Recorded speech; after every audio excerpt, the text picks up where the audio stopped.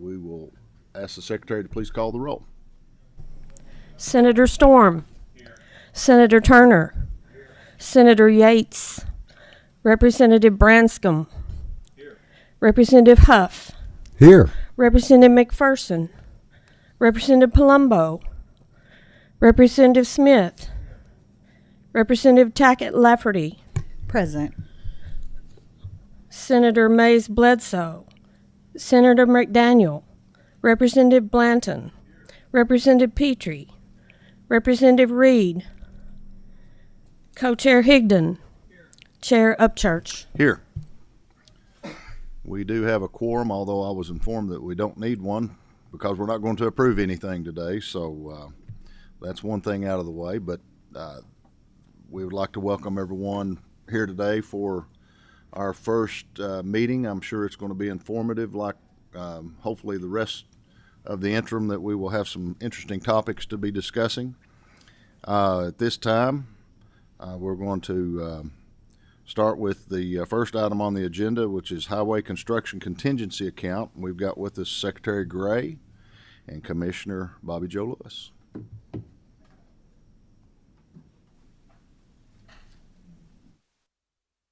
Just be sure to turn your microphones on, and we'll have to have you identify yourselves for the record, and you may proceed.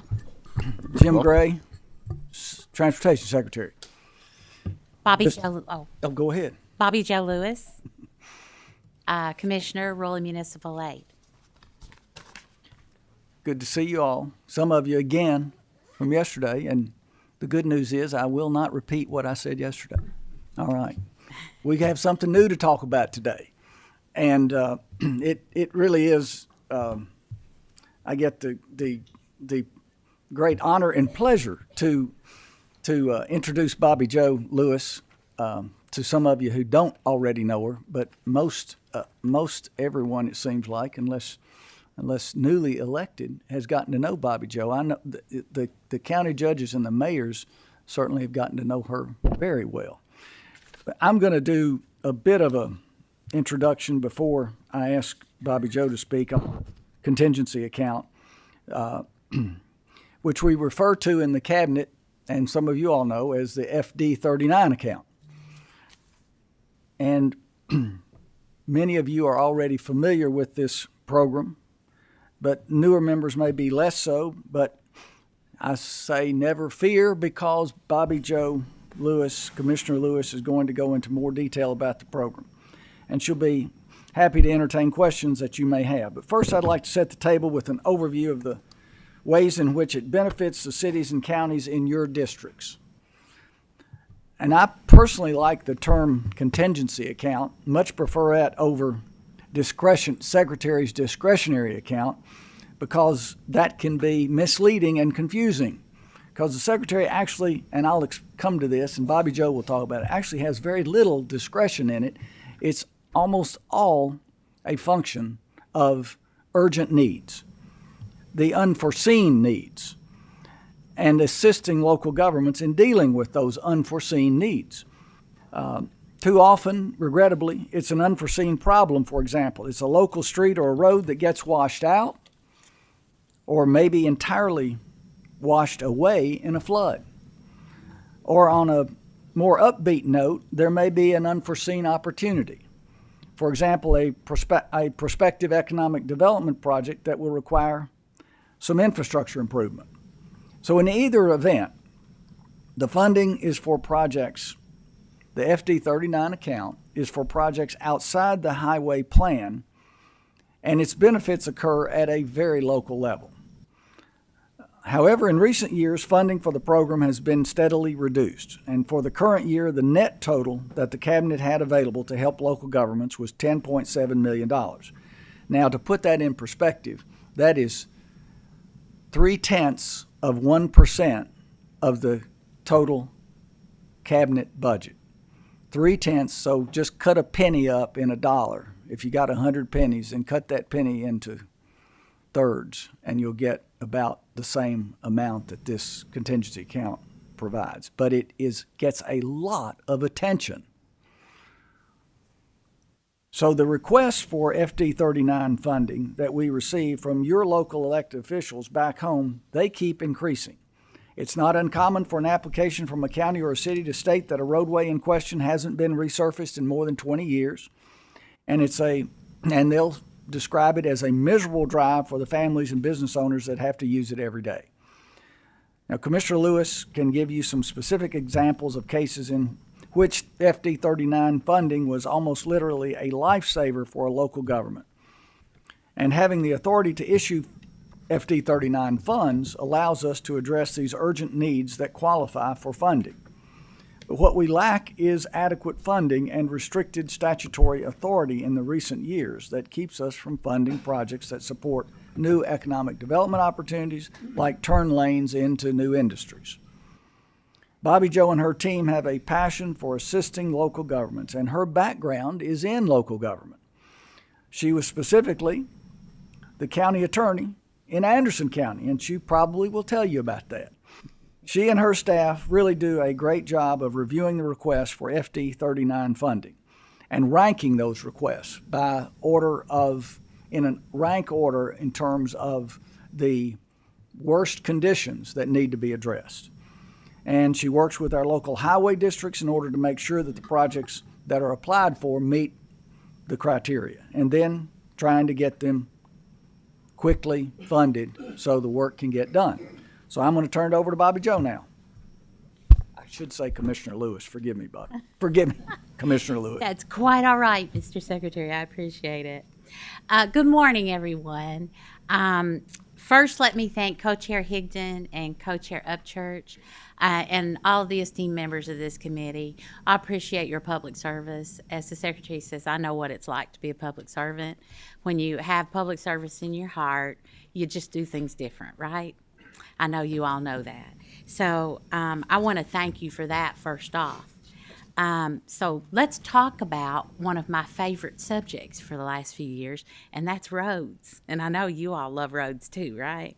So let's talk about rural and municipal aid funding options. I made up this slide that I hand out to all the locals so they understand what their funding options are. So I thought you all might want to take a look at this. On the county side, you've got county road aid, flex funding, and 80/20 bridge program. And then for co-op members, emergency funding, and then a higher threshold. And that's what we're here to talk about primarily today is the highway contingency account.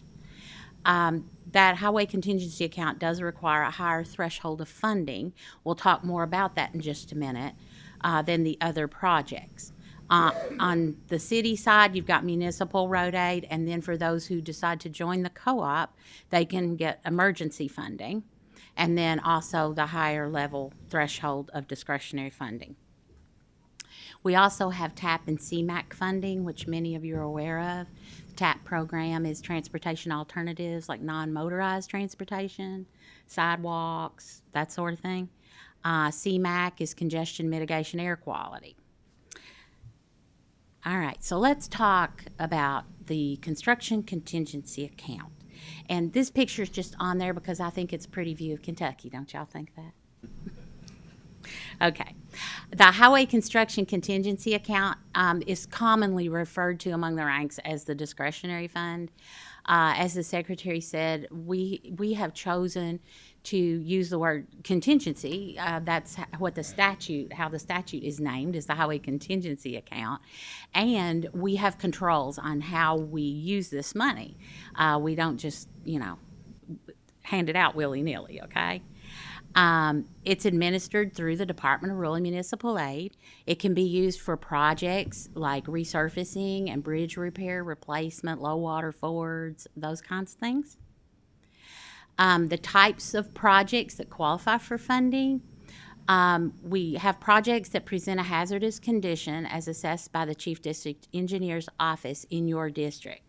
So whenever a request comes in, an engineer from that district goes out and reviews it and sends us an evaluation with a score attached to it. We used to be able to do economic and industrial development access roads, as the Secretary referred to, but, and this says 2021, I think that's a typo, it's 2023. In the FY23 budget bill, the opportunity to use those funds for economic and industrial development purposes was removed. And that's causing some issues between our process and the funding mechanism that was attempted to be put in place. But I think that we all want to get to the bottom of that and come up with a resolution where we can help with those issues. And then projects that are safety and emergency related. As I said, this funding option requires a higher threshold of need outside what is met through our other cabinet programs. When I get a request, if I see that it fits in another category, I try to do that. If it won't fit in any of the other categories and the need, meets the qualification for funding, then we try to do that. We try to be very responsible with how we handle this funding mechanism. Just the background, the discretionary fund or contingency account receives an annual allocation of funds from the budget, which is adopted by the General Assembly. It's set out in KRS 45-247, and it states in part, there is created within the road fund, the highway construction contingency account, and the account shall consist of monies appropriated to the account by the General Assembly.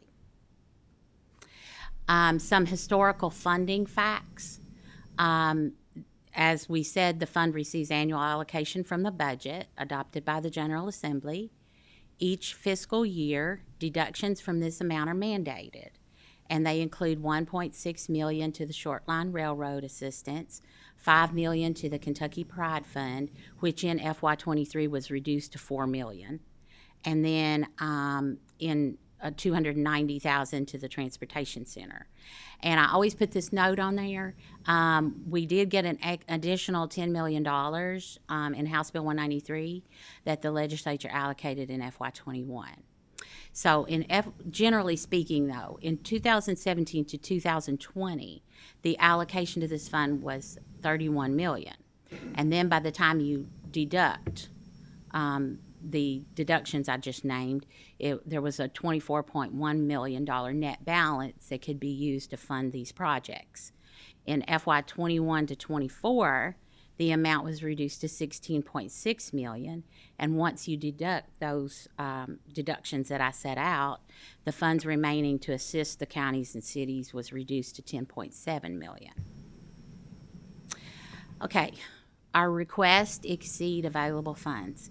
And I know that if you've heard me talk ever, or if you've ever talked to me, I usually tell everybody that. Right now, and this is a week old, okay, so it's increased. $30,137,000 in requests that we have. The remaining funds I have right now are $3,063,000.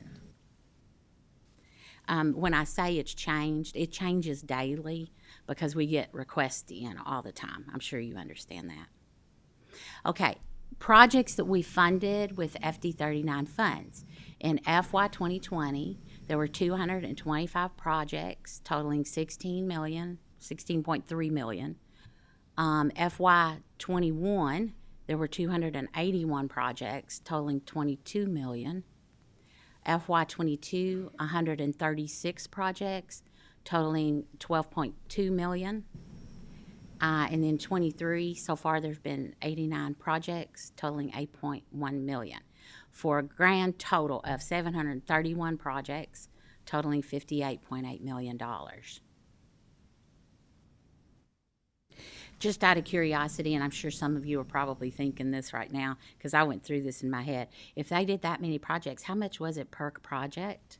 That was something that kind of ran through my head, and I can see some of you shaking your head. You're thinking the same thing.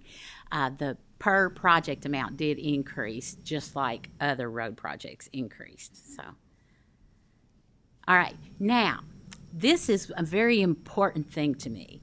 This map shows an equitable distribution of funds throughout the state. I have worked very hard on this. I'm very proud of it. All the people in my department have worked very hard on this. And here's why I'm very proud of it. The guidance I received when I became commissioner from Governor Beshear and Secretary Gray was simple. Roads are not red, roads are not blue. Roads lead to the front door of your homes and your schools and your churches and your shopping malls. And in short, infrastructure is the lifeblood of your communities. So my job is to make sure that these funds are expended in the way that provides the most economic and community impact.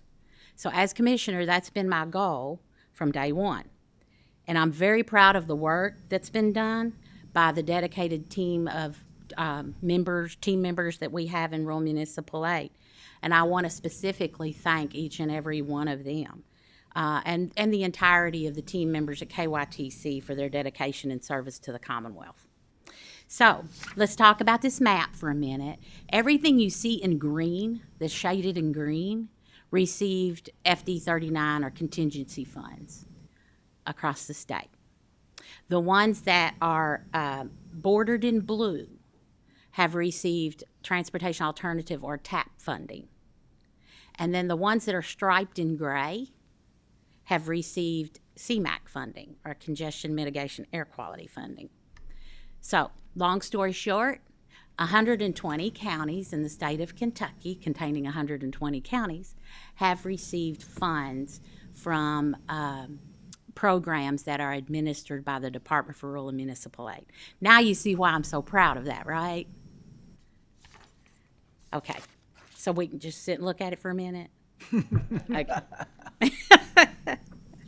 It is very important to me because I've worked very hard on that for a long time. I can attest to that. Okay, lack of funding results in roads like this all over the state.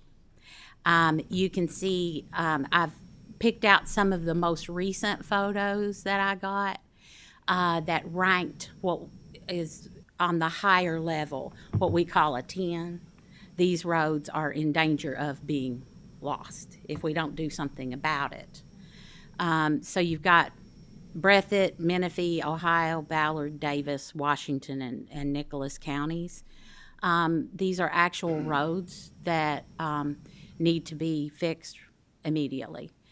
And just out of curiosity, last night I was thinking about this. I added these up, and if we did these 7 roads, it would cost us $1.597 million. So, and of course, you know, you have to figure in the width and the length and that sort of thing. And I can give that to anybody who wants it. But I thought that was a very curious note, that it would cost us $1.597 million to do these roads. And this is just a part of it. And you've got 3 million remaining. That's correct. Now. And this is just samples. Okay. Yes, sir. Thank you. I also wanted to point out to you, this is the request form. It's called the TC 2039. The reason I put this on here, this is one of our in-house forms, but we have people fill out this form for a reason. If you look on the front page, it says the type of request. Is this a safety issue? Is it congestion? Is it just a repair? Is it economic development? Is it an emergency? All of those things are very important. And then if you look over to the side, those affected, the number of constituents and the number of local businesses. Because whenever I look through projects, that's what I look at. I go read the request, and then I look at how much community impact is this going to have. I mean, if we're talking about, just simply a road with one house on it, that's not going to fly, okay? But if we've got a road that's got 27 houses on it, and a project like one I can show you right here that had 27 houses, and the hill was sliding down, fixing to crash over one of the houses, that's something that needs to be taken care of pronto, and we did. So we have to evaluate those things. And I want to get to the application process. So who applies for this? You can have county judges, mayors, state reps, state senators, and select state road personnel. And if any of you want the form, I'll email it to you. We ask that people use the mile point assistance map. If you've not checked that out on the KYTC website, you'd really enjoy that. You can actually go, it's better than Google Earth, I think, but you can go down and actually look at the area. It's pretty neat. You must include a cost estimate, and we've been asking that people email them to us. Now, what happens when we get that form? Well, first of all, I'm usually going to see it. Not always, but 9 times out of 10, I'll see it.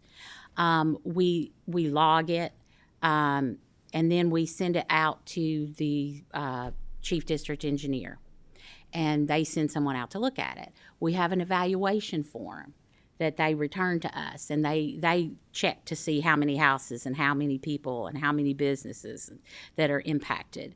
And then when we get it back with a rank. When we do flex funding that I mentioned earlier, flex funding, if you are like a 5, 6, or 7, you can use your flex funds for that. But if your road's an 8, 9, or 10, it can qualify for discretionary. At the funding level we're at, if I use what I have right now, the $3,063,000 plus the $10.7 million on July 1, I only have enough money to do all of the 10s we have and part of the 9s.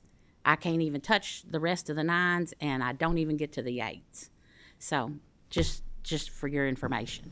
But once we do that, then I usually, like once a quarter, we'll sit down and go through them and, evaluate all those things and come up with a list.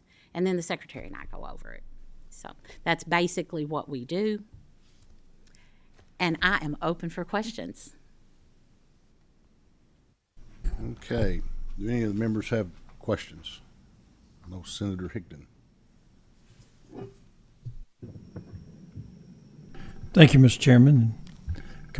Commissioner Lewis, thank you for being here, and thank you for your accessibility. And if there's any new members on the committee or anybody that hasn't spoke with you in the past, she's very, very liberal about putting her cell phone number out there, so be sure to get that. And it's on the next slide. and she'll answer it almost 24/7. So one of the things that did come up on your map, and I wanted to a lot of it's information we need to get out, is the TAP program. Yes, sir.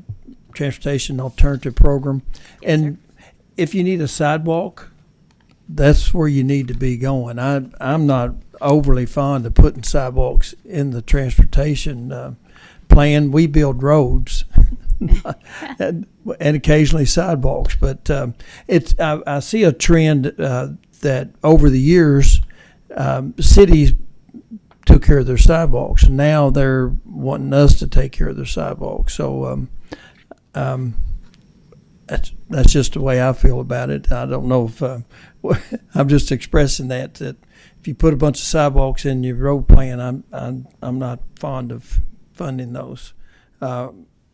Anyway, I'm not the only one that decides on that. So just FYI. So if someone wants to do a TAP request, can you kind of just briefly run us through who they contact or how you do a application for a TAP grant, and what type of projects can you get a TAP grant for besides sidewalks? Yes, sir. I'd be happy to. The Transportation Alternative Program is in the Office of Local Programs contained within the Rural Municipal Aid Department. Jackie Jones, Michael Jones, and Holly Crosswaite. And their emails and everything are on the next page with their telephone numbers. So you should be able to contact them. We are going to have an application cycle opening very soon. And we'll send out emails to all the community partners, ads, so forth. I did want to let you know, though, the TAP projects and the CMAQ projects are a little bit different nature. The monies that are expended on those don't come out of the revenue sharing or the monies that come to the RS program.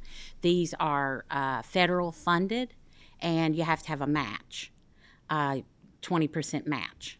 So if the project's $100,000, that's really too small to do a TAP project. So let's say if the project's $500,000, then you got to have a $100,000 match.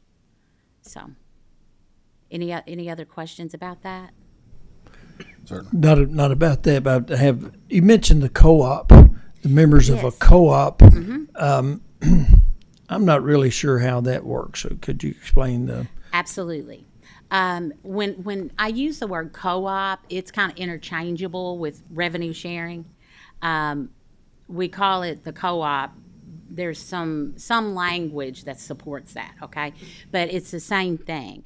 So what happens is in the road monies, when the road monies come to rural secondary, we do the revenue share breakdown, okay?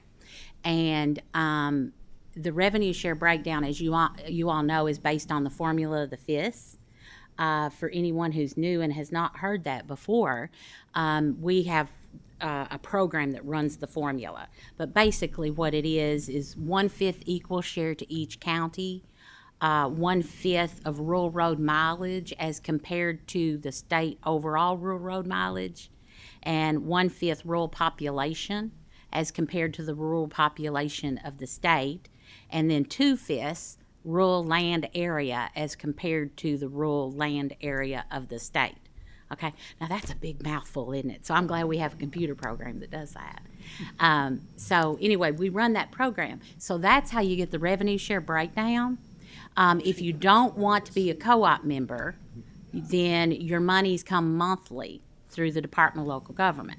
If you want to be a member of the co-op program, which is basically getting your revenue share monies in a different form, because you get it at 3 payments. 60 generally, okay, and generally speaking, 60% in August, 30% at the beginning of the year, into January, somewhere along in there, and then 10% at the end of the year, which is called a make-whole payment, because as you all know, when you put the monies in the budget, they're anticipated numbers. So we don't have the actual numbers until the end of the fiscal year. So once we get those final numbers, then we do what we call make-whole payments. Now, if you're a member of the co-op, it entitles you to emergency funding. Why? Because we use 3% of whatever those payments are to put into the emergency fund, okay? But just for simplicity's sake, let's say you have $100,000 is what your revenue share is, and you put 3% in the emergency fund. That'd be what, $3,000, and you have a culvert go out on one of your roads, and that probably is not going to be any less than around $50,000 to $80,000. So you send in your emergency request, and it is also reviewed by engineer and rural secondary, and you get the money. Like on they're going to pay you half up front and then half in the end, okay? I usually have slides that illustrate that, so maybe sometime if y'all want me to come back and go into more detail, I can. But anyway, we help you with that emergency pot, and as you can see, it's well worth the $3,000 for you to be able to fix an $80,000 culvert. And there is some, contribution from the county, but not a lot. Okay. Did that answer your question, sir? Yes, very, very well. And I do want to thank Secretary Gray, and you brought all your staff with you today, and they're all very accessible, and we appreciate that. And I'm sure members of the committee have all reached out at some point and another to speak to some of you. And again, thank you for being accessible. Have a question? No problem.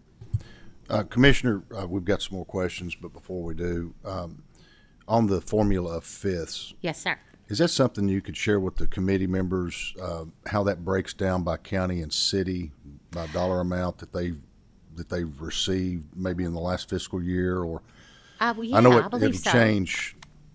I don't think that's a problem. But does it pretty well stay pretty consistent on the amount of money? Pretty much. Now, the primary basis of the FIS formula is the census, the most current census. So when that changes, then the formula of FIS may change. So typically speaking, with county road aid, it looks like this year the county road aid was around $135 million. Okay. Is what came out of that. But yes, we would have the breakdown by county if you're all interested in that. All right. Thank you. Representative Tackett Lafferty. Just a quick question to confirm. So if counties apply for help I saw it said resurfacing, but in order to just blacktop maybe what now is a dirt road, the county, would that be applicable? And would the county continue to maintain it even if the state blacktopped that road? Okay. Generally speaking, when we deal with gravel roads or dirt roads, the county's going to have to, number one, they're gonna have to take over that road. It's gonna have to be a part of the county road system, and there's a statute and a process for that. So it's got to be a county road or a city street, because we have people ask us to do things that are not in their road program, and we cannot do that. Then, we do not do gravel roads. Let me just say that. I have never gotten to the point where we could even address that because we don't have enough funds to resurface the blacktop roads we have. So we've just never gotten it. And I understand that. I guess that just leads me to my comment, if it's okay, Mr. Chairman. For instance, in our county, we have a beautiful new roadway going through that's going to help to connect Knott County to Pike County, and it travels right through Floyd County.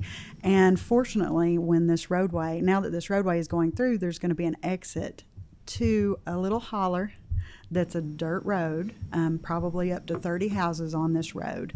Unfortunately, now that the exit is going in, these people are having more than just these 30 home members travel the roadway. So this dirt and gravel and the maintenance has almost been impossible for the county. And so they've been really concerned about how do they fix that, because obviously we want them to have access to this new roadway, but it's also causing a problem in our county where the county can't afford to pave the road. And it is in the county road system. They do gravel. They do keep it maintained.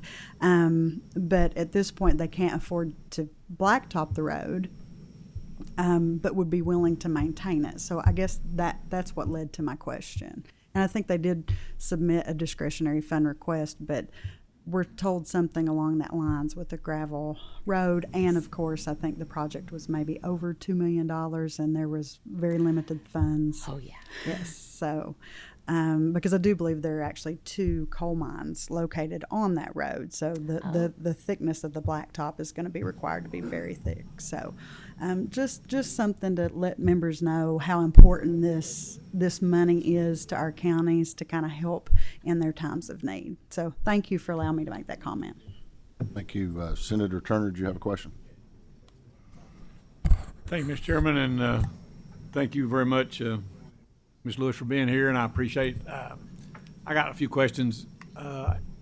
In the area of Letcher County called Fleming Neon, and there's a couple others that got just devastated, and I stayed over there from August till December working, trying to help the best I could, but they've got roads that run from the city, then gets into the county, and then they come to an end.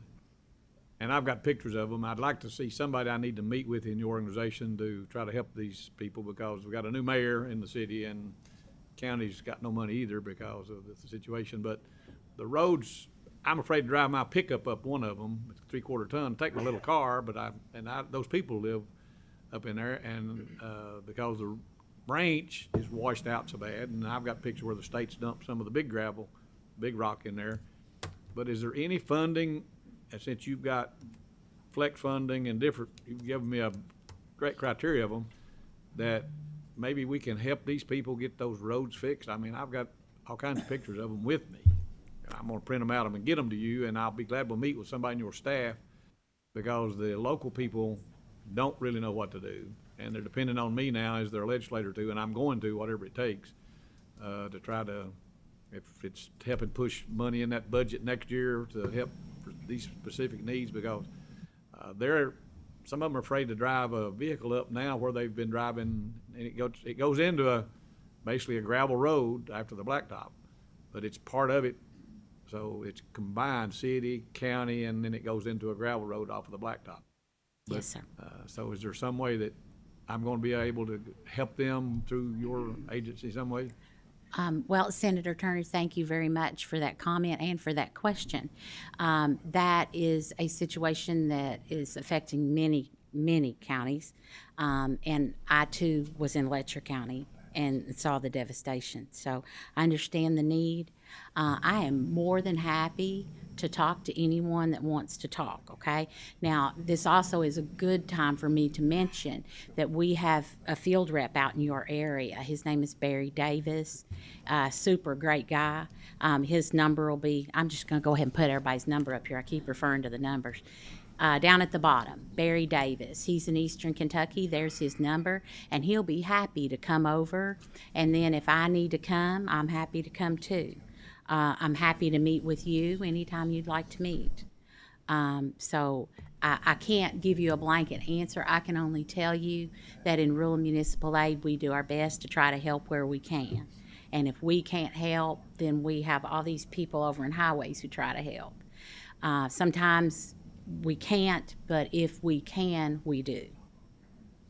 Thank you for that. And then you gave me a good answer earlier. You gave us a good answer earlier that we can help apply. Yes, sir. So I'll be a co-applicant and stay on top of this to help Yes, try to sir, get absolutely. these people some, if I can do that, and work with your agency because, and I'd like to start, if I can talk to somebody today while I'm here and show them the picture so that they can give me advice on where to go from here. I'd be great. Yes, sir. Appreciate that. You've got my email up there. Please email them to me. Can you? Okay. Yeah, it's probably in this packet. It is. Okay. So that's everybody in rural municipal aid you need right there. Okay. That's on the last last page of the PowerPoint. We were noticing one of the names there, and we'd like to maybe meet him sometime. Squirrel. Oh, I'm not sure. I get that a lot. We'd like to meet Squirrel. Once you meet him, you won't forget him. And one other thing, you know, what Senator Turner just illuminated for us is the high level of need. So obviously, we can only help within the financial constraints that we have. And it's important for me to let you all know that I told you what my charge has been since I've been commissioner. I'm proud of the job we've done. We've been very responsible with these funds. I know that hasn't always been the case, but I welcome any questions at any time. So just keep in mind, we can only help you within the financial constraints that you give us. Senator Turner, do you have another question? And I won't take a lot of time. That's when I want to speak to somebody. Since this is that emergency flood, I don't know if there's any FEMA dollars that are going to assist with these people's problems there or not. That's the reason I need to spend some time with somebody in your agency so I can go back and Correct. talk to the people that are on the ground there so that we can work as a team to try to get this stuff done. Because it's That been is there correct. soon, 9 months already. I drove it just not long ago to see if anything been done. Yeah. And I know the state was in there. I personally met him there, him and his staff, and they did a great job putting in culverts and all the best they could with the situation. But this is just follow-up, so I thank you very much, Commissioner. Let's get together, Senator, after the meeting. We'll get together with Okay. some folks here. I don't think we have any more questions. We appreciate you all being here today with your presentation. Very informative. Thank you very much. Thank you. Next on the agenda is John Moore and Justin Harrod, National Electric Vehicle Infrastructure Plan. Give us an update today on where we're at.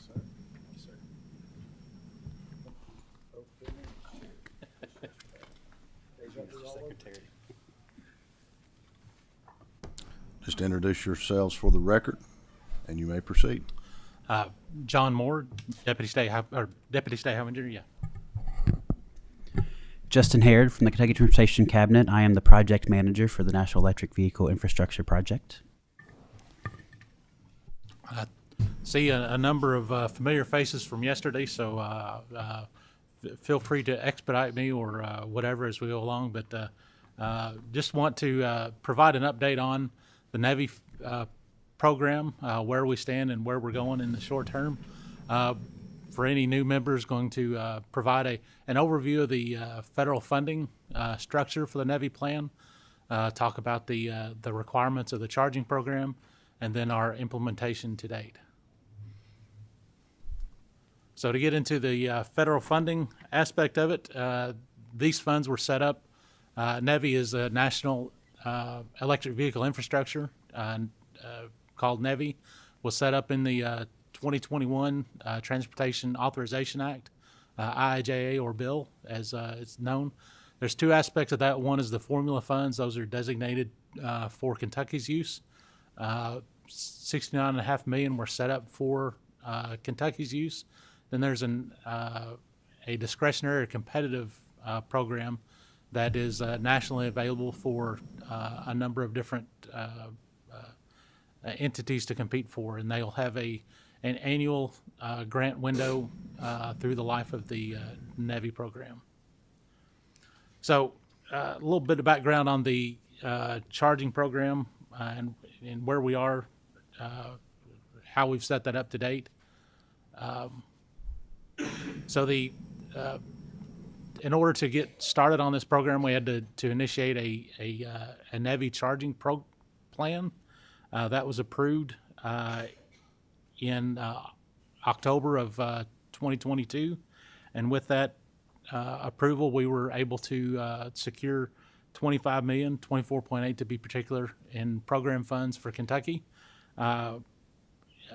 And we're working diligently right now to issue an RFP, request for proposals, to issue those funds. We'll get a little bit more into that RFP in a moment. Looking at, we're required to an annual update of that plan. We've just started working on that over the past few weeks. In fact, we'll be having a stakeholders meeting on June 27th, 11 a.m. for any of your constituents or yourselves that wish to attend that. When that plan gets updated, which is due August 1st, expected to be approved by October 1st, and that will unlock another $15 million for Kentucky's use. So just a reminder of the parameters of the NEVI program for the formula funds. These are designated for the alternative fuels corridor. In Kentucky, we've designated the interstates and parkways as our alternative fuel corridors. That requires charging stations at least every 50 miles, less than a mile from the corridor, with 4 150 kilowatt fast chargers. That's 4 150 kilowatt simultaneous charging, and they are required to be open to the general public 24/7. The process that we're using, and a number of other states are using as well, is that these are intended to be privately operated. The intent of this program is to jumpstart the electric charging program in the private sector. And so that's based on that, the construction, ownership, operation, and maintenance will all be in the private sector. So just a kind of a breakdown of how a typical site might work. This is not any particular site that these are made up numbers, but it gives you a rough breakdown. So for a $1.8 million site, we'll have a construction phase as well as an operations and maintenance phase. Over the first 15 months, we'll be working on the construction through with the applicant after the notice to proceed. Out of that $1.4 million, which is estimated as the construction portion, $1.15 million would be the federal participation, and $290,000 would be the match required by the local developer. And then over the subsequent 5 years, as we get into the operation and maintenance of the station, the breakdown is again 80-20 between the federal and state, and that would be meted out over the 5-year performance period. And I will say that these are very preliminary estimates. We've inflated them slightly based on other pressures we've seen, but until a number of states actually deploy stations, we won't have a good feel for the cost of construction or the cost of operations and maintenance. But we hope to be among those that help determine that.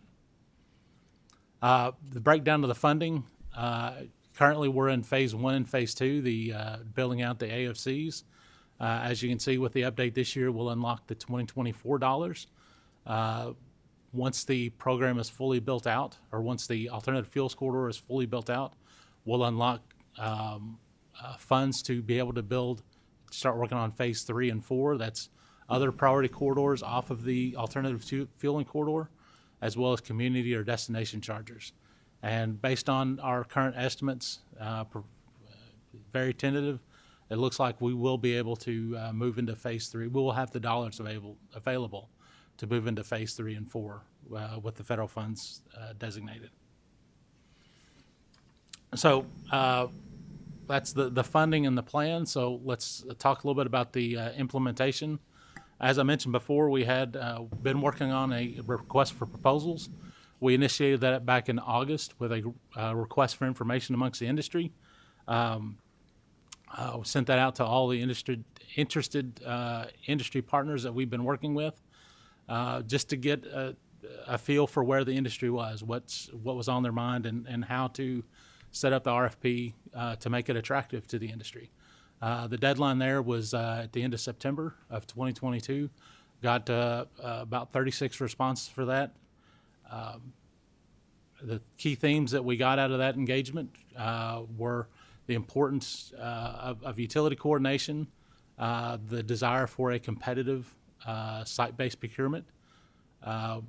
The industry provided feedback on potential risks and challenges that we've tried to incorporate into our procurement vehicle, as well as a comfort, at least nominally, from the industry that they are willing to supply the 20% match to make this program successful. So with that, we cobbled together a draft request for proposals that was sent out in January. We received, by the end of January, we received about 150 comments to help refine the RFP, along with requests to construct, own, operate, and maintain new stations. So got a lot of good feedback from the industry with that. Since then, we've run into a few first-of-its-kind speed bumps, I like to say. This is, and with that, our release date is expected to be later this month. This is a new type of program that doesn't fit a lot of the standard lanes within Federal Highway Administration. So we've had to been working very collaboratively with them to chart a path through that. Even with the speed bumps that we've been hitting, we still expect to be among the first 10 of states to get our RFP out there. So just things that if you have reviewed the RFP in its draft form, and the RFP that is looking at some of the big changes that we're looking at is the contract vehicle that we're using is through our purchasing group, but it is established to be compliant with the federal design build procurement regs. We've included, in order to ensure protection of the public funds used for this program, we've added bonding, insurance, and inspection requirements per the federal guidelines. And with that, we've also secured a inspection consultant to help oversee the implementation, since this is not anything we generally do in transportation.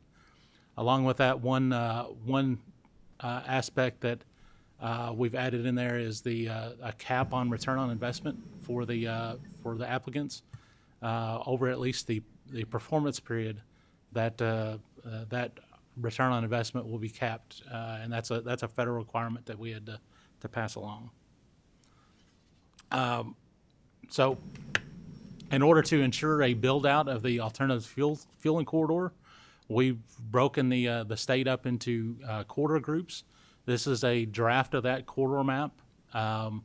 We got some recent guidance just past Friday, which is anticipated to mildly change this map. So, but it will probably be updated in an addendum to the RFP in order to get that out.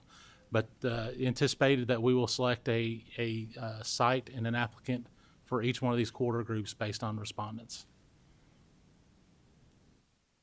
Oh, and this is the quarter that we will have to, these are the quarters that we'll have to fully build out in order to get into the phase 3, which is the dash lines, as well as the community or destination charters.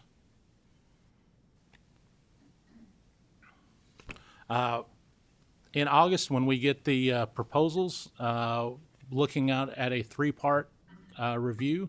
One is administrative, if it's fully responsive, technical aspects of the proposal as well as the cost. Included in the technical aspect are site considerations, amenities of the site, the experience of the applicant in building these type of stations, as well as the overall user experience that the general public will have at these sites. As mentioned in this is our schedule, noted before the stakeholder meeting in late June, which we hope to have after the RFP release, and we can help answer any questions that come up from that early release. That's also going to be the kickoff for our plan update. But once the RFP is issued, applicants will have until August to turn those requests in. We'll look at those and notice intent to award, or issue notice intent to award in September. Then we're allowing a month or so, a couple months to complete the environmental process that's required with federal funds. We hope that some of these will beat those dates, but we're allowing at least through December, in the worst case, to get a majority of these out. So that was a discussion on the formula funding that's coming to Kentucky. Wanted to touch briefly on the discretionary grant program that was issued back in March. This program is due June 13th. It has 2 categories of applications: quarter programs, which is an extension of the NEVI program, just a variation on the NEVI program, as well as community programs. With this first notice, $700 million is available nationwide to support applications. And just for an FYI, for those that are interested, not only states but also metropolitan planning organizations, local governments, cities and counties, as well as area development districts are all eligible parties to submit applications for these grants. Excuse me. So the first category of grants is the corridor program. This is essentially an extension of the formula fund corridor. The only exception is that others besides the state are eligible to put in for these. So if they have a different criteria they want to use to locate sites, then they can put an application in to compete. This is also open to other fuel types, so propane, natural gas, hydrogen stations can apply for these, while NEVI, the formula funds, is limited to electric. The community grants, this is not associated with the NEVI corridors, and so this is more along the lines of your destination charters. This is where you would put them in downtowns or in park setting where you want to draw folks to hang out for a while. These are awards from $500,000 to $15 million. This is, of course, they have to meet the environmental, especially environmental justice and ADA requirements. And just for there has been a fair bit of interest in Kentucky among these community grant programs. There's 5 applicants that have reached out to us indicating that they're going to apply. The Pennyroyal Area Development District, Kentucky River Area Development District, Louisville Metro is putting in an application, as well as KYTC in conjunction with City of Taylorsville and Spencer County, as well as City of Versailles are all putting in applications. As of right now, our participation in that is we're looking with the group of Appalachian states to help plan for a future submittal help build out the Appalachian corridor, but we're not quite ready to put that out, and we don't have the match right now to support that. So we'll have to wait for future application cycles. With that, open to any questions, and just wanted to as we're continue talking, wanted to put this QR code up that you or yourselves or any of your constituents can use to get engaged with the EV program anytime through the process. So, Thank you for your presentation. I know we've got a couple of questions, but one, I guess an observation. I was going to see if you've heard anything. I think it was Tennessee Tech. They visited Monticello, Kentucky back 2 or 3 months ago, and they are actually placing a charging station in the downtown area on the square.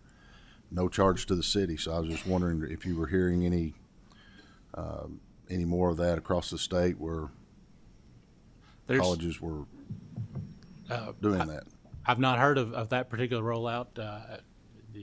Yeah, I haven't heard of that particular one, but I do know like other states like TVA, the Transit Valley Authority. I know they have been working with counties in Western Kentucky that have been helping to like install stations.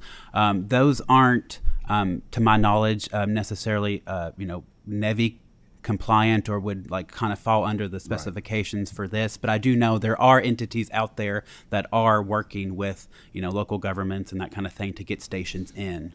Whether they be like level 2s or lower capacity level 3s. Yeah. Okay. I know John Blanton or Representative Blanton, Chairman Blanton had asked that he had 2 questions. So you're recognized for 2 questions. Thank you, Mr. Chairman. So I sit through this yesterday as well, and I just want to, I guess, clear in my mind a few questions. One, let's talk about this initial build out on the corridors, and there has to be one every 50 miles. That's part of the guidelines. And there's an application process. So these can be placed on C-store lots that's been put in. C-store, I'm not familiar with that. Convenience store, yes, sir. Or they could buy a piece of private property and develop it and put it on there, and it's just a standalone unit, right? It could be in conjunction with a convenience store or a petroleum manufacturer or marketer, or a independent, unrelated location as well. Okay. There's no limitations. And I asked those questions because there's a $1.5 million price tag on putting these, and there's 4 stations per location. And I know I've seen some motels that I have put these in themselves. I can't imagine they're putting in that expensive. So I'm wondering why the $1.5 million cost, and then the follow-up question is wherever these are placed, because you're saying they're going to be paid off and or they're going to be profitable, if you will, in 5 years essentially. I'm assuming these are going to work much like a gas pump, where you go up and you pay with a credit card, and who is profiting, who is gaining the funds from this? Is that the power companies, or is it the owner of the property that they've installed these in? How does this? I'm just trying to get a picture of how it works. Okay, so I can. A lot of the hotel rollouts that you've seen are level 2 chargers, which are an order of magnitude less expensive than what we're talking about with fast chargers, because it's a higher kilowatt requirement. It's more like you plug it in, go to sleep, wake up, and you've got a charge. These are anticipated to be a half-hour charge, and so they're much quicker, much more contained. And this is 4 simultaneous chargers, which significantly ramps up the cost requirement. As far as the profit, or as far as the funding mechanism between the entity, we've not laid out any parameters for that. There will be a cost for the electricity that will go back to the provider. There's likely to be some sort of hosting relationship between whoever provides the station and the host, whoever owns the land. Beyond that, we've heard indications of advertising vehicles, using these as advertising, and how that revenue stream comes in is unknown, or how that's considered. But as far as the overall return on investment, that's capped based on the federal requirements. And I don't have any indications of profitability over the 5-year span, but that's the limit of the support of this program, is over the 5-year program. One more question.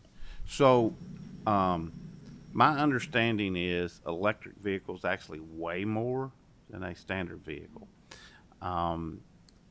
Has the federal government at this point came up with some type of formula or a system to put a tax on the charging of these vehicles to go into road funds, much like they do on gasoline? Is that something that's the federal government has developed at this point? No, that's not something that is out there at the federal level. Because I can see where that if they're weighing more and they're using the roadways same as a vehicle using gas, that they should help pay their fair share too of use of the roadways as a gas-powered vehicle should. They are slightly heavier than a combustion engine vehicle, but that is not where the majority of the damage comes to our roads. They pale in comparison to the freight that moves through Kentucky. So it is more, but it's not a substantial amount more. So as far as a passenger car, it's not a significant amount, but it is a consideration. They are users of the road. And I understand that, but as a gas-powered vehicle, and I'm having to pay for the damage these freight vehicles are causing, then everybody uses our roadway. I'm just saying we need to make sure we're fair with everybody. That's the only thing I'm saying. Absolutely. Thank you. One question I've got is on the tracking, like at the charging stations, when they pay for their usage. We've got it's 3 cents tax. I believe so. Yes, sir. Okay, per kilowatt hour. How are we going to track that? That may be a better question for revenue than for transportation. I'm not familiar with how that is going to be collected. Okay. We'll have to get to the bottom of that because we want to make sure that we get that revenue stream coming in. Senator Turner, do you have a question? Thank you, Mr. Chairman. In response to the question of Representative Blanton, you said that as I understand, the commercial vehicles is what does the damage to the roads? Primarily, yes. That's okay. And this last session, we passed a bill that said them new electric trucks without a driver is going to be on our roads. So is this going to be a follow-up to we're going to have to do some kind of tax on those commercial vehicles too?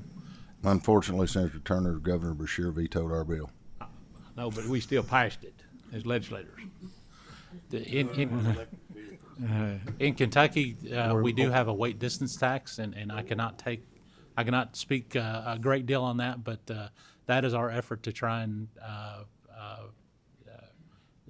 consider the impact of heavier vehicles. And I'm not familiar with any exemption of any electric vehicles or electric trucks to that tax.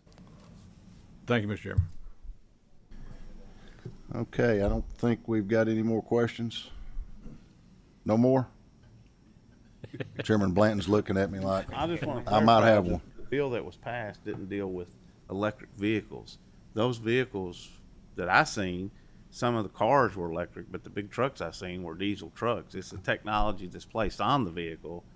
It's not the power that generates the vehicle itself. It's the technology that guides the vehicle, just for clarification. So those are not just electric vehicles. That was it. Not the big trucks. Okay, I think we've got this topic pretty well fleshed out for the day. We're going to move on to Robin Brewer. and Ron Rigney. And while they're doing that, we're going to do something that I'm going to take chairman's discretion here, since it was my birthday Sunday and I'm getting a little older. We've sat here for about an hour, a little over an hour. Why don't everybody just stand up and take a stretch? This is our 7th inning stretch. That feel good, everyone? We'll have fresh minds. Don't forget to turn your mic on. That helped with the blood flow to the knees.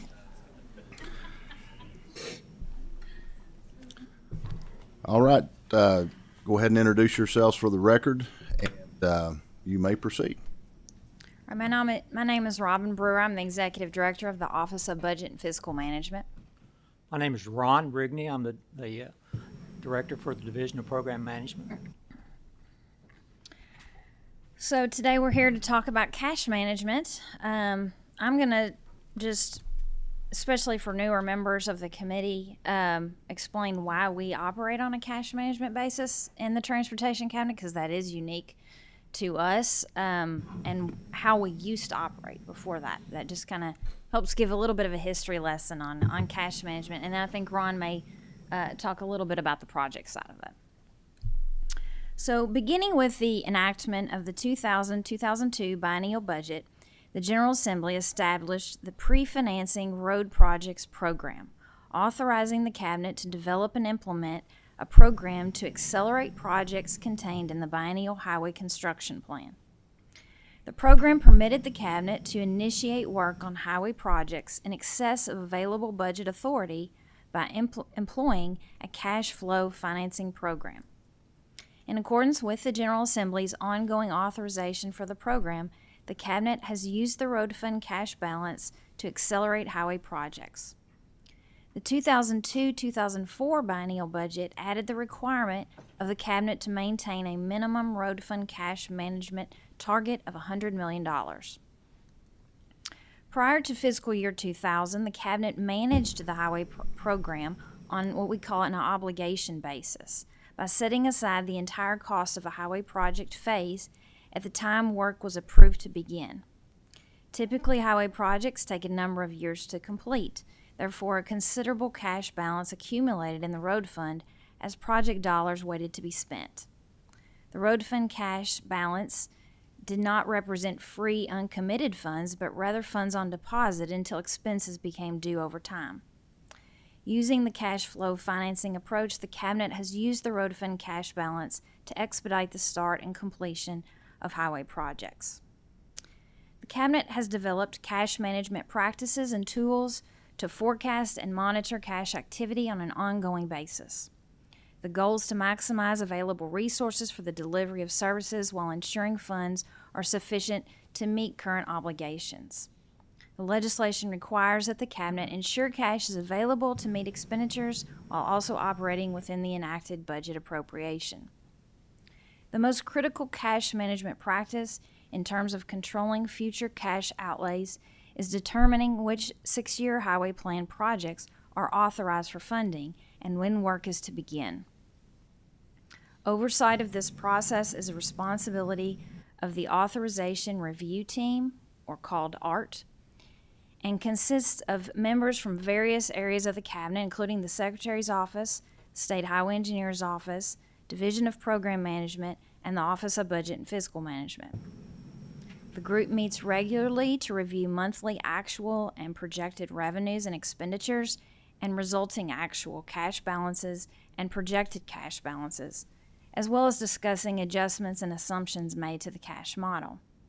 The group also discusses proposed authorizations pertaining to all phases of the 6-year highway plan, and they also examine funding options in light of known highway system needs, safety concerns, and economic development consequences of funding decisions.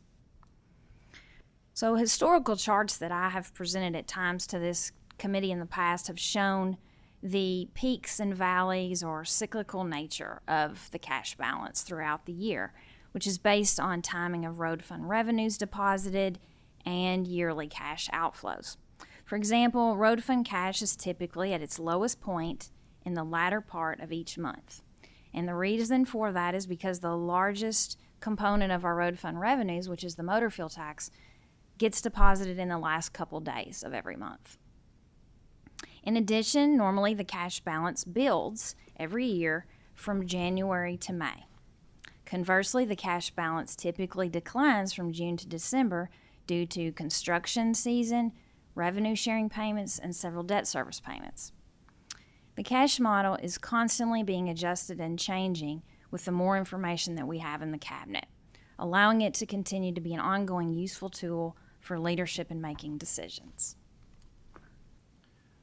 So with that, KYTC, as the Secretary reported yesterday, we're working every day. We're working every day to implement the 22 highway plan, to get those projects to a construction letting. That's the goal, is for us to get all projects to a construction letting. Our projection right now for the year, the calendar year, is $1 billion in construction lettings, but please keep in mind that to support that program, we also have to have a very active pre-construction, the planning, the design, the right-of-way, and utility phases to support that large of a construction program. So with that, how do we use the cash model? Basically, each time when we start, as Robin mentioned, we meet monthly to start looking at the cash balance. And, we got three basic questions, and they're really basic questions. Do we have funding to pay the current bills? Can we pay our current bills? Can we meet payroll? Can we pay the contractors? Can we pay? And if we can do that, then we say, okay, well, do we have funds available then that we can process requests for additional funding on current funded projects, which would be additional funding for the planning, the design, right-of-way, utility phases that the cost may exceed what the original budget that we authorized. Do we have funds to cover those? And do we have funds to cover construction change orders? And then if the answer to that is yes, we can do that. Then we say, well, do we have funds to start new project phases? And it's all phases, for things that are scheduled in the highway plan during the biennium. Do we have funds to start those? And so what we do then is we start looking at the request for funding that's submitted by our project managers. We look for the mods, the construction change orders. We look at new funding requests to start new phases. But once we have those funding requests in hand, obviously we have to look at those. If it's to start a new project, well, one of the first things we look and see is, well, is that project scheduled in the highway plan? Is it in the highway? Is it in the biennium years? Is it scheduled? Then we also then start looking at, well, is the project ready to fund that particular request? Do we have the current environmental process completed? Do we have right-of-way certifications? Do we have utility certifications? Can we get the project ready for construction letting? So we have to review all those things. And sometimes projects may be delayed because, even though the funding request is in, because there may be something that is not yet been completed, so we cannot process those requests for doing those funds. It may not even have anything to do with available dollars. It's just the project is not quite ready yet to authorize those funds. So we have to take all that into consideration. And as we meet with this monthly ART committee, we take all that and roll that in together and try to make management decisions that we can, again, is funds available, state, federal funds, to proceed with that funding request. And that's how we use the cash model.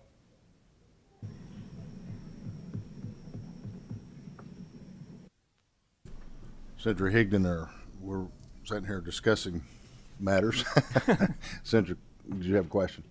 Well, I think, Chairman Upchurch, we were discussing, the road plan, and you might explain, if you would, to the committee, because we do have some new members, how the design, right-of-way, utility, construction, that time frame involved in each one, if you would, and what do you do? We have some issues that, as we start working on next road plan for that we'll present in January. As we start working on that, we still have some projects that design work hasn't been completed on, and how that affects, I guess, the flow of things. But I guess primarily explain the process, that the 3 stages that well, it's really more than 3, it's 4 stages that a project goes through. Okay, great. Yeah, we have what we call the pre-construction. That's our planning, our design, right-of-way, and the utility phases. And we call that pre-construction, obviously, because it's before we let the project to construction. You have to complete those phases before you're ready to actually let the project to a construction project. Now, normally, when we treat these individually by phases, as Senator Higdon mentioned, we schedule the project. If it's a new project, let's say coming into the highway plan for the first time, not all projects have to have a planning stage, but we have what's called the preliminary engineering and the design phase. That's normally listed as just as a D phase in the plan. But if that's a federally funded project, that PE and environmental phase is critical before we can move into the final design and before we can move into the actual right-of-way acquisition and then the relocation of utilities to have it ready to let to construction. That PE and environmental phase, in order to be able to authorize federal funds for those future phases, you have to have an approved environmental document in hand. And that can take from a few months to several months, depending on what the activities that are involved in that process, the things that may be discovered in that process. The time to get through that environmental process can take a few weeks to several months to a year or longer. But then when we get ready, we have that improved environmental document in hand. Then we can move into what's called final design. And as we work our way through that, then we get to the point where we have our preliminary line and grade inspection. We start looking for if we need to make any changes. We fine-tune the plans to get the plans to the point where we're ready to authorize right-of-way funds for the acquisition of right-of-way, required right-of-way. And again, at that point in time, before we can authorize those right-of-way funds, we have to have a current environmental document, even though we may have had it back when we authorized funds to do the Phase 2 design. If that has went beyond a year, in some cases 2 years, depending on the environmental document, then we have to do a reevaluation, and we have to have that in hand before we can authorize the right-of-way funds. Then we have to have the same process for the utility relocation. We work through the pre-construction. We're ready then to, Senator Tignan, as you well know, we're ready to advertise the project for construction. Then we have to go back and we have to double check, make sure, do we have a current environmental document? Do you have the right-of-way certification? Do you have right of entry on the property? Do you have utility certification? Can we advertise that project for construction? So that's the timeline of getting it from, say, the planning stage through the point of letting the project to construction. And obviously, when we let the project to construction, then it's out of the highway plan because it's actually under construction. And you made a real good point about working on the next highway plan. One of the first things we do is we look at the projects that have funds already authorized, all right, for those particular phases. Has the design work already started? Do we have the right-of-way already? Are we already out there buying right-of-way? Do we have right-of-way purchased and we're ready to move into the utility relocation phase? There may be projects that we're all ready to move into the construction phase. So we look at those projects and say, okay, those projects, obviously, we've already made that investment in the pre-construction phases. So we want to make sure we include those in the construction, for the construction funds in the next highway plan.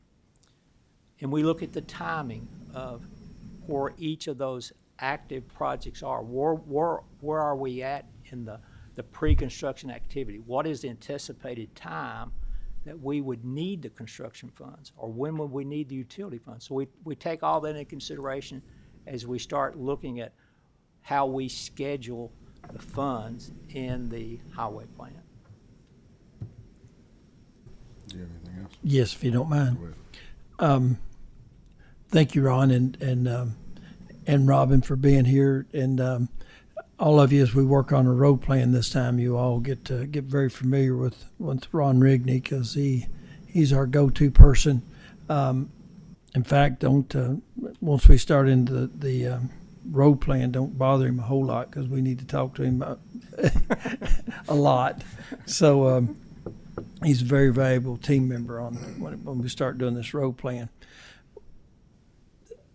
On projects, I know the road plan's a document that changes every 2 years, and as different representatives and senators have sometimes different priorities, and the shift priorities change. Is there a list of projects that over the years that we've done design and never did anything else, or we have bought right away and move utilities, but we just never finished the project up because it all of a sudden it wasn't a priority, wasn't included back in the road plan? I'm sure we have many of those out there, but I guess is that something that's easily accessible? I do not have in hand a list of those type projects, but obviously, as you well know, there may be projects that have been delayed because when you start working through the phases of the project, there may be something discovered that this things can change on the ground in the community. That's not the priority need now. It may need to be across town someplace else, or maybe something that's moved. But I do not have a list that actually. Okay. But what we try to do to ease your mind, if we have projects, on a federally funded project, one of the things that FHWA requires of the cabinet is they require an active project where there hasn't been no expenditures on a project, say for a year, and that it's on what they call the exceptions list, and we have to report to them quarterly, because each quarter, as you can well imagine, there may be other projects that may show up on the list. And if there hasn't been any expenditure on that project within that year, we have to explain to them, well, what is the delay? Why are you not spending those federal dollars? And it may be something that we're held up in a condemnation suit, or it may be something we're held up in an environmental process that we're being delayed. But we have to give those reasons, and oftentimes those projects will pop up as well. For some reason, those are the ones that say, well, we're not planning on moving forward, or we may have changed from a funding source of federal dollars to a state, and we may be proceeding using state dollars, and we're not really even invoicing, but the project is moving forward. It may already have been completed, the construction phase. So we have to report. In that whole process, we also look at state-funded projects where if there's dollars that are available, we often refer to that as, we go in and we look at, is there any surplus dollars in a given phase that it's not anticipated as being needed to complete that phase? And if we find those dollars, we can release those, then they come back into the cash model as being available for other project phases. Thank you very much. Thank you, Mr. Chairman. Okay. I don't think we have any questions, and staff here has pointed out to me that we are about to run out of time. We appreciate your presentation today and look forward to the work over the next few months that we're going to have to be doing to get prepared for next year. And anything else you have to say? I don't believe so. All right. I think that does conclude the business for the day. We do now stand adjourned.